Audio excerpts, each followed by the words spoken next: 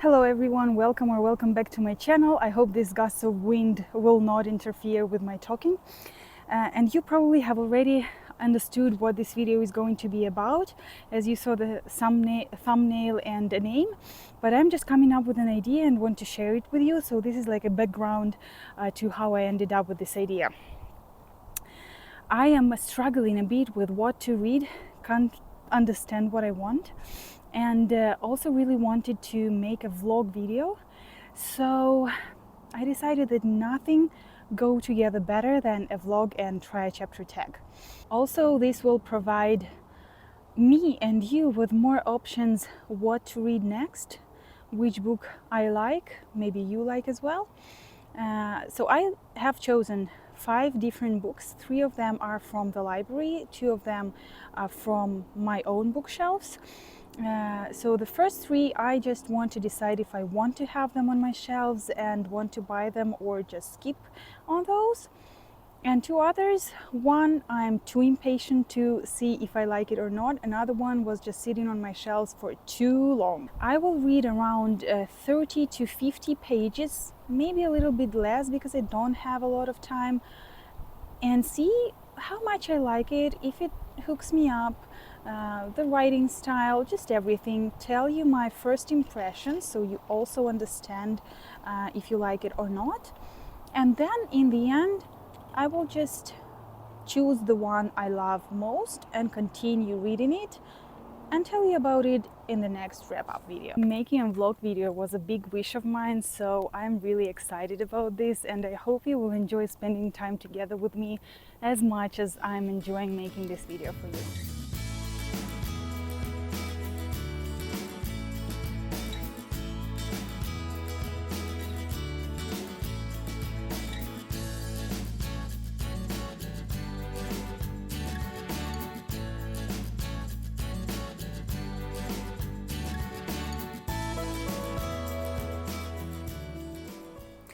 These are the books I've chosen. 3 of bottom ones are from the library. These are mine. These, I believe, both are thrillers. The Summer Will Be Different and Funny Story are romance books, and Carrie Soto Is Back is a literary fiction and sports fiction.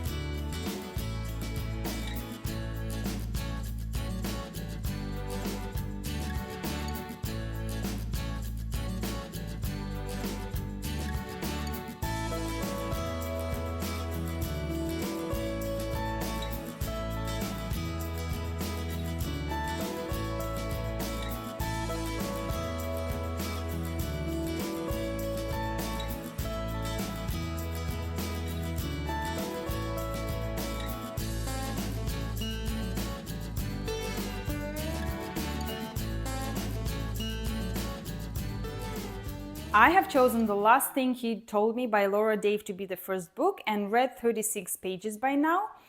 It starts from a 12-year-old girl coming to Hannah's house with a strange note from her husband that says, "Protect her." She understands it's about his 16-year-old daughter Bailey, and he doesn't show up at home that night. Then we see a small interaction between Bailey and Hannah that gives us a taste of Bailey's disliking her stepmother. And then when he still doesn't come back home, Hannah has to pick Bailey up from school. And while she's waiting, she hears the news about the boss of a tech company where Owen works, her husband works, being arrested. And then Bailey comes back with a duffel bag full of money, which is 600,000 and counting. And when they come back home, Hannah's old friend appears there saying it was all her fault. And at that moment, I was like, okay, this is getting really fascinating. Like everything seems to be clear. Her husband just ran away because his company had big problems. But if it was that easy, this story would not exist. So the book was difficult to put down. I wanted to continue and finish it, but I have other books to read. I will definitely get a copy for myself and finish it anyway, but we'll see if it wins a challenge or not, or I will like other books more.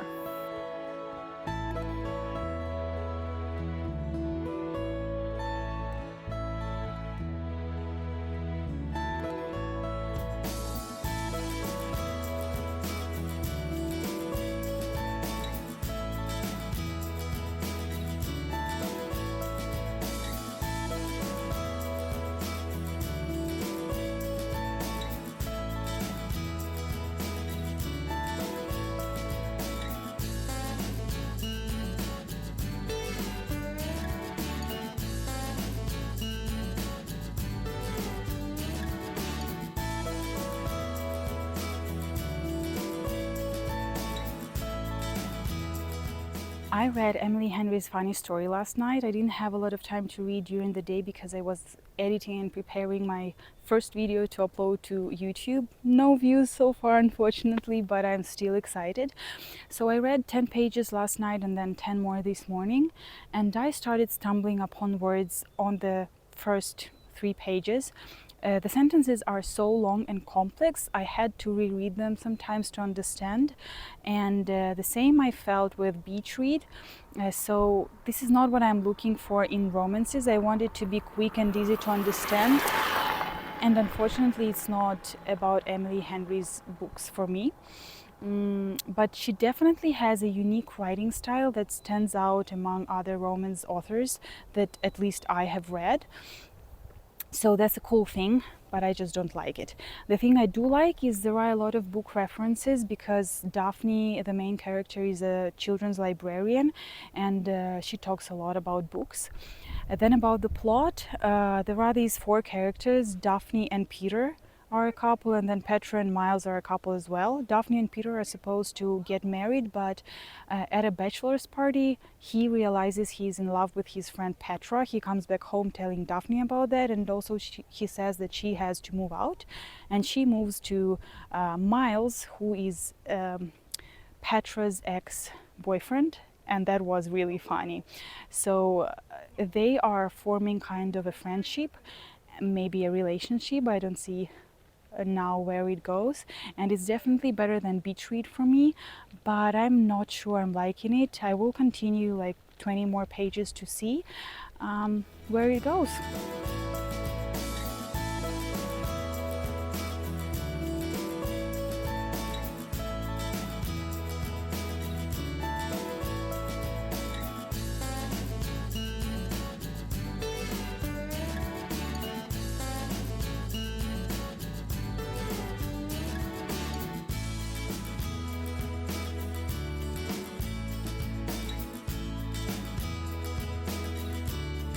I read another 30 pages of this book and I am loving the humor of it. Like, I'm smiling and chuckling a lot.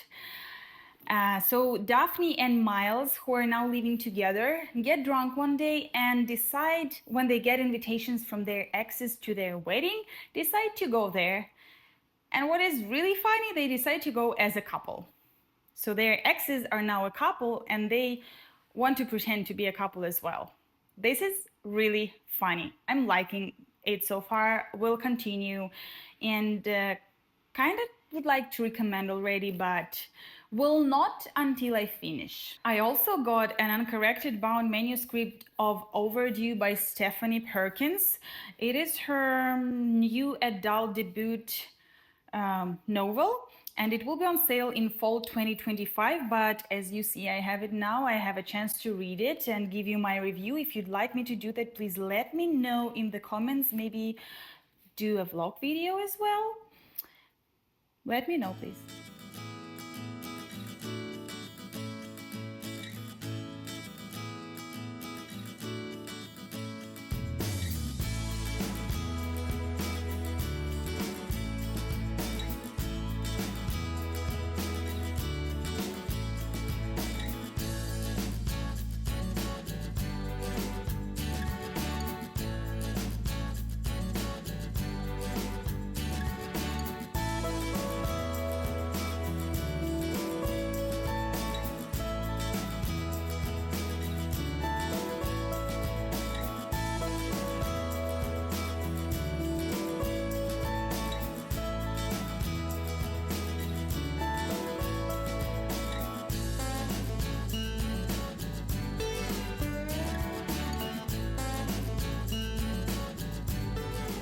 Okay, got my coffee here in a mug because since I became a mom, I never drink from anything else, and I don't even have a cup for coffee at home. And picked up Carrie Soto is Back by Taylor Jenkins Reid as a third book.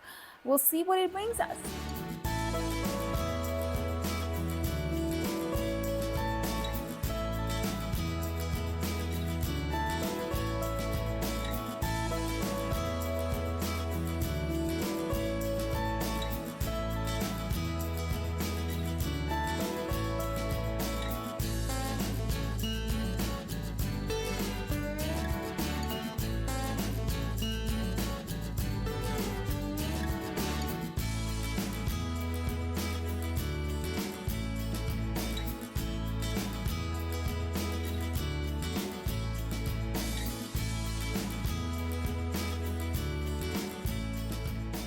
The story kicks off from Carrie, who is a retired tennis legend, and her father, who used to be her coach, watching another rising star, Nikki Chen, about to beat Carrie's record.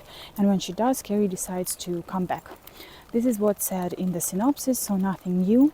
Then we're thrown back in time where we see father-daughter relationship and what happened to her mother, how Carrie became the person she is right now. There are a lot of like tennis things that you, if you're not into tennis, you don't understand and have to look them up. I'm not very inspired to do that. And another very annoying thing for me is there are a lot of Spanish words and phrases that her father says, and not a single note with a translation. Like, am I obliged to know Spanish to read this book, or shall I look every word up? That's very annoying. I know a lot of people love the story and it becomes one of the favorites, but the 30 pages I read did not touch me. I don't feel like continuing it. Maybe it's just not the right time for this book, so I will maybe give it a chance sometime later.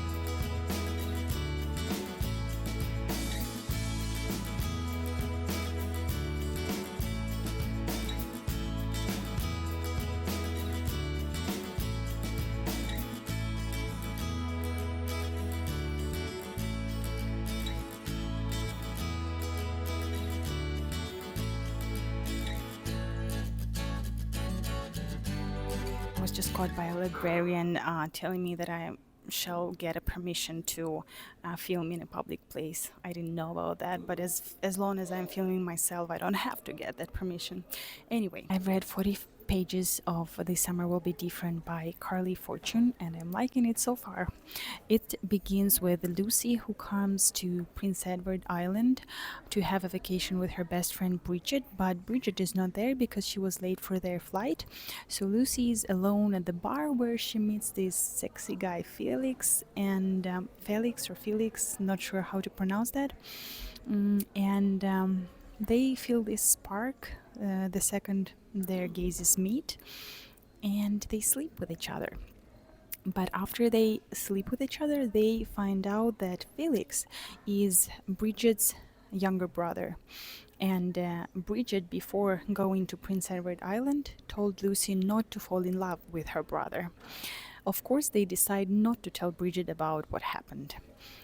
Then we are thrown back like 5 years after that, where Bridget is supposed to get married with Miles, but when Lucy is waiting for her at her flower shop to go for a final wedding gown fitting, she doesn't come, and Bridget is not the person who is usually late, so Lucy is really worried, and then Bridget calls her telling that she is at Prince Edward Island, not in Toronto where she's supposed to be. And Lucy is very worried. But after that, Bridget tells her that she has to come because she needs her. Like, her wedding is in 8 days, so something strange is going on. This is like where I finished, and this is another book I'm going to buy and continue reading for sure.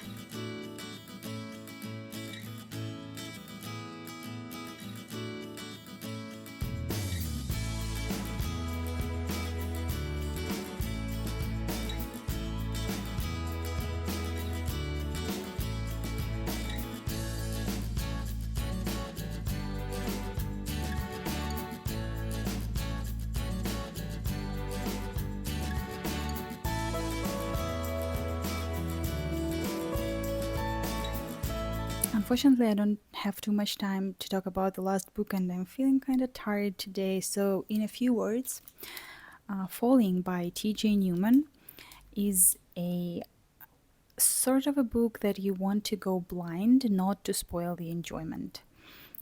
Like, you don't want to know what will going on even on the first pages. It will make it so much better for you. I'll read you the blurb so you get the idea what it is about. You just boarded a flight to New York. There are 143 other passengers on board. What you don't know is that 30 minutes before the flight, your pilot's family was kidnapped. For his family to leave, everyone on your plane must die. The only way the family will survive is if the pilot follows his orders and crashes the plane. Enjoy the flight. So there is this philosophical question, like, what would you do? Save your family of 3 people who you love most of all in your life, or 143 strangers, people you don't know, including yourself maybe. This is a fast-paced, full of action and suspense thriller, and I was so tense while reading it. I do not recommend reading it if you have a flying anxiety, or if you're gonna fly somewhere soon. It's gonna worsen things a lot. Also, this is sort of a book that you want to be a movie. Like, it'd be a great movie. I would watch it for sure. And this book is definitely on my TBR now. I don't know if I'm gonna like it when I read it till the end, or if you're gonna like it, but it's definitely not a boring reading. So I think I could already recommend it if you don't have the flying anxiety, as I said. Please don't read it if you do. Also, what's interesting is T.J. Newman is a former bookseller who turned a flight attendant. As she was a flight attendant, I guess she knows things that only flight attendants know, and this is gonna make a book even better. She wrote much of Falling on cross-country red-eye flights while her passengers were asleep, and this is her first novel. You decide whether to read it or not. So now, when I have started these 5 books and have already ordered 2 of them and want to order this one as well, I have to make a hard decision which one to continue reading. So probably I'll think about this tonight and tell you about my decision tomorrow.